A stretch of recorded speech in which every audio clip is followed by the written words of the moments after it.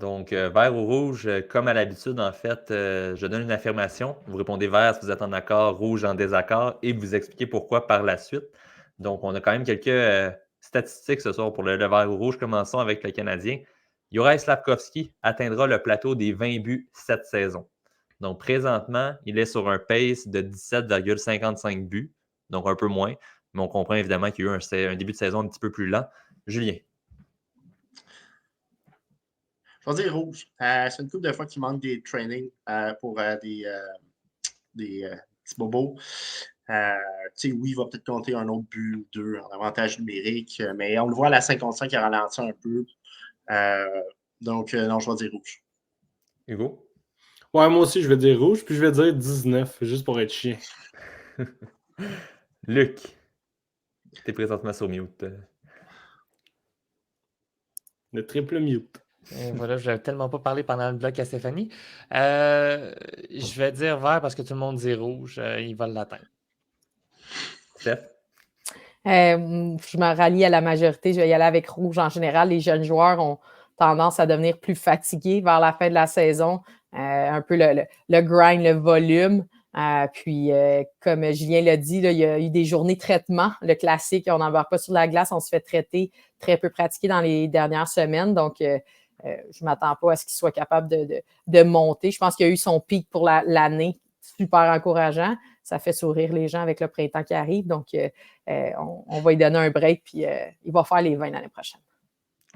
Je vais aller avec rouge aussi. Un peu ton argument tantôt, Luc, quand on parlait des séries éliminatoires, le Canadien a l'horaire le plus difficile d'ici la fin de la saison. Donc, j'ai l'impression que ça va peut-être nuire un peu à sa possibilité d'atteindre le 20 buts, mais il sera vraiment pas loin, 18-19, un peu comme Hugo le mentionnait aussi. Présentement, il est à 14, donc il lui en manque 6 d'ici la fin de la saison.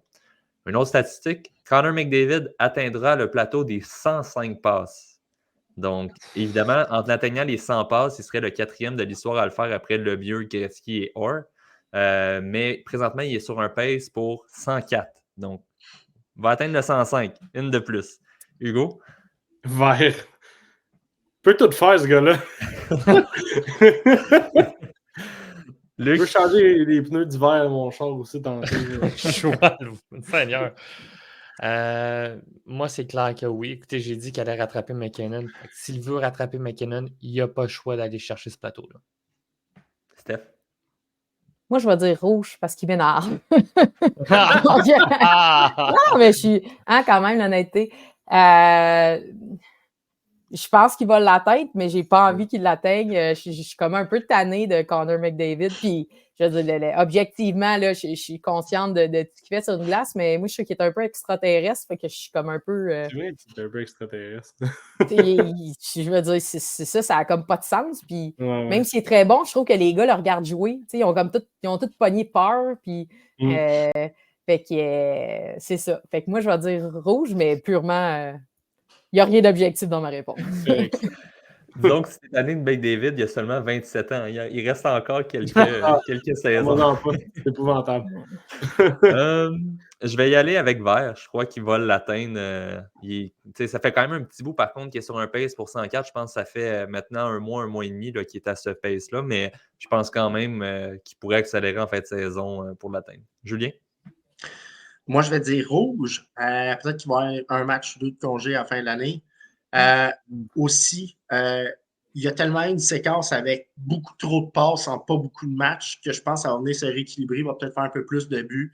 Donc, pour moi, ça va être rouge. On dirait que Connor McDavid peut décider, bon, OK, là, je vais faire plus de passes, là, je vais faire plus de buts. Un peu comme l'an passé, ça donnait l'impression que c'était l'année où il voulait gagner le Maurice Richard. Puis là, cette année, il n'a même pas encore le 30 buts cette saison. Mais en même temps, je pense que, comme Julien dit, ça serait surprenant qu'il ne donne pas un break au nombre de minutes qu'il joue dans un match. Non, c'est ça, il faut qu'il soit en forme pour les playoffs. Je veux dire, s'ils ne le font pas jouer pour ses points, s'ils pensent vraiment au logo, le classique logo devant versus le nom derrière, idéalement, il faut qu'il arrive vraiment en forme, surtout avec les échanges que les Oilers ont fait. Là, donc, je ne m'attendrai pas à ce qu'il l'atteigne un peu aussi à cause de ça. Mais c'est ce que j'ai hâte de voir parce que j'ai l'impression, si comme Luc le croit, qu'il va être dans la course pour être le Art Ross, donc meilleur pointeur à la fin de la saison, j'ai l'impression que c'est sûr que ça va tendre vers le nom derrière. Comme tu dis, ils vont vouloir lui laisser essayer d'avoir le trophée encore cette année. Donc, Une fois déjà en 7 ans, 8 ans. Fait que il n'arrête pas de dire que lui, l'important, c'est la coupe. En tout cas. Il n'arrête pas de dire qu'il est là pour gagner une coupe cette année puis la ramener à Edmonton. Fait que rendu Mais là, le on Art Ross, c'est pas qu'il une 500 000 de plus. Non. Non, je pense plus L'un n'empêche pas l'autre. C'est sûr. Non. C'est sûr. Mais il manque de jus dans les playoffs les dernières années. Il joue beaucoup de minutes, Connor. on verra d'ici la fin de la saison qui aura tort, qui aura raison de ce côté-là. Prochaine affirmation, quand même intéressante celle-là. Si j'étais un entraîneur-chef, je préférais coacher la meilleure équipe de l'Est plutôt que celle de l'Ouest pour les séries de cette année. Oh boy, Warbush.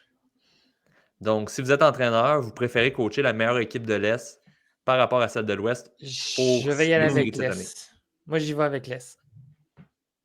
Moi aussi, je pense. Les séries dans l'Ouest vont être truculentes, abominables, désastreuses. Et il y a des grosses têtes qui vont tomber. Il y a trop d'équipes qui sont aspirantes à la Coupe Stanley dans l'Ouest. Ça va faire extrêmement mal dès le premier tour. Puis même dans le deuxième tour, là, ça va être exigeant. Ça va être des longues séries. Ta probabilité de te rendre en match 7 va être pas mal plus élevée dans l'Ouest que dans l'Est. Steph? Je suis entraîneur, mais pas dans la Ligue nationale. Mon argument serait davantage tourné vers le volume et la distance. Je pense que j'aime toujours mieux faire dans l'Est, moins de voyagement.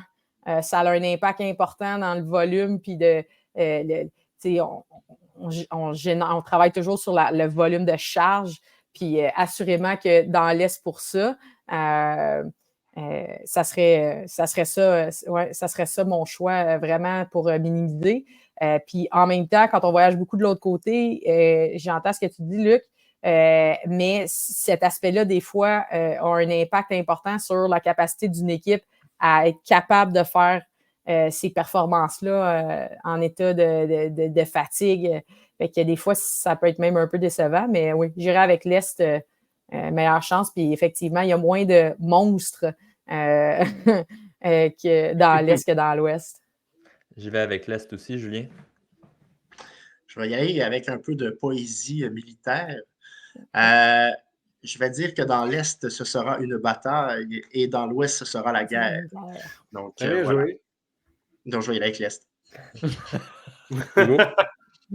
Ah ouais, moi aussi, je vais avec l'Est.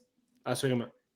Donc, personne de nous souhaite avoir le défi de battre les meilleures équipes pour se rendre jusqu'au bout et l'emporter. Ouais, j'avoue que vu de même, je voudrais battre les Oilers. Ça y est, le McDavid Chain commence. La guerre de Steph est contre Connor McDavid. C'est correct. Voilà. Parfait. On termine ce vert ou rouge avec le « dans mon équipe » et on y va avec la meilleure équipe actuelle de l'Est, les Panthers. 2 joueurs des Panthers que vous devez choisir l'un des deux pour votre formation. 2 défenseurs. Donc, ça y va comme suit. Aaron Ekblad contre Brendan Montour. Donc, c'est sûr, en termes statistiques, Ekblad un peu plus de points, un différentiel supérieur, mais également joué plus de rencontres en carrière.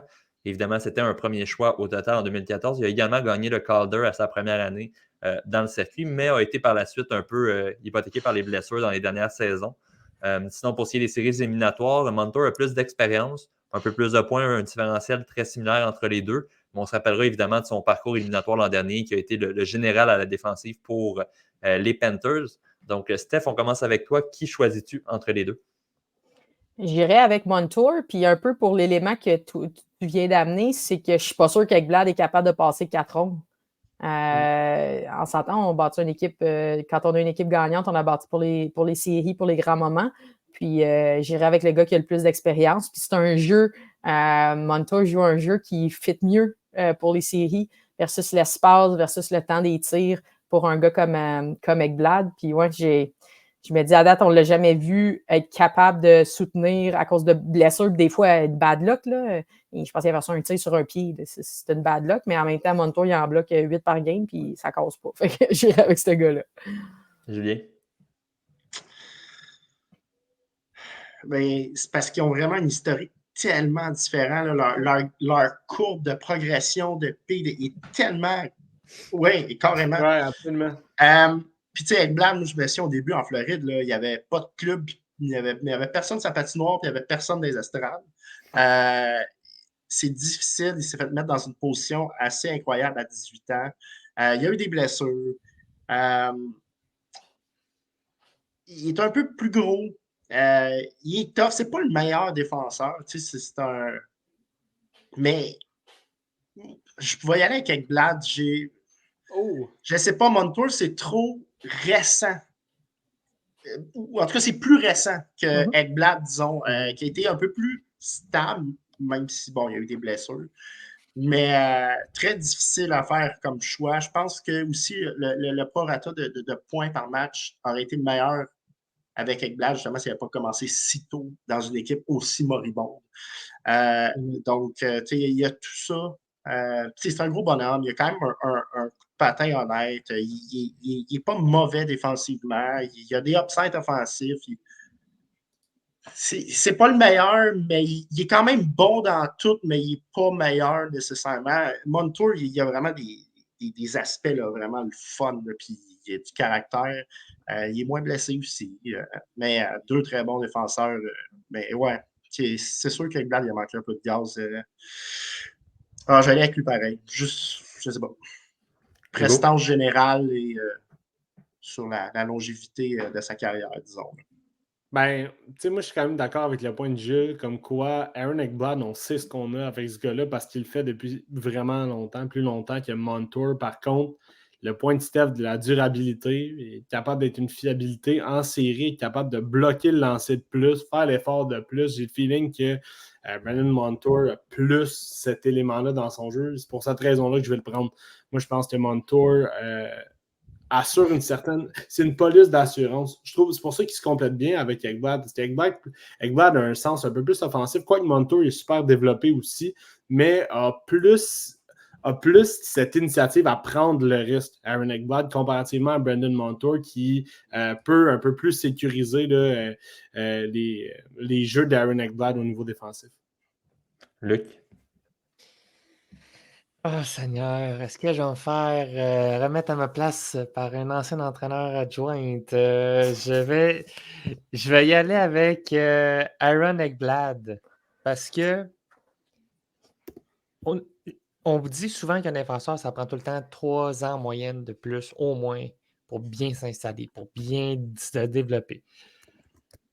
Ekblad, à 18 ans, jouait déjà 21 minutes et demie, c'est pas 22 minutes en moyenne par match à 18 ans dans la Ligue nationale de hockey. On parle d'un attaquant qui doit jouer à peu près 15-17 minutes dans la Ligue nationale de hockey s'il évolue sur un deuxième trio puis qu'il a 18 ans. Fait que juste pour ça, je pense que Ekblad, on était arrivé, sa première saison, on a pris le citron puis on a fait ça en partant. Fait que c'est sûr qu'à un moment donné, si tu fais ça à 18, à 19 et à 20 ans, puis que Montour, tu commences à le faire à 21, 22, ben, ta durabilité, tu vas avoir eu le temps d'arriver à ta croissance optimale, de jouer contre des joueurs, si on veut, qui sont matures, qui ont 25, 30 ans, ils n'ont pas 18 ans, alors que tu es encore en train de progresser, de te développer physiquement. Je pense que ça a eu un impact sur la carrière d'Aaron Ekblad, veut pas. Puis malheureusement, je vais prendre Ekblad juste à cause de ça. J'aime quand je fais un vert ou rouge dans mon équipe et que c'est 2 à 2. Donc, c'est toujours signe que c'était un bon choix. Mais j'ai allé avec avoir le pouvoir de trancher. Ouais, c'est ça. Exact. Le veto présidentiel. Ben, je vais y aller avec Ekblad simplement pour l'argument de la durée. T'étais surpris, hein, Julien? Tu pensais que j'irais avec Montour, mais je dirais, moi, c'est le fait que Montour, c'est très, très récent. C'est depuis, même pas son arrivée avec les Panthers, je dirais même 1 an et demi après sa première saison avec les Panthers, vu qu'il a vraiment commencé à s'implanter.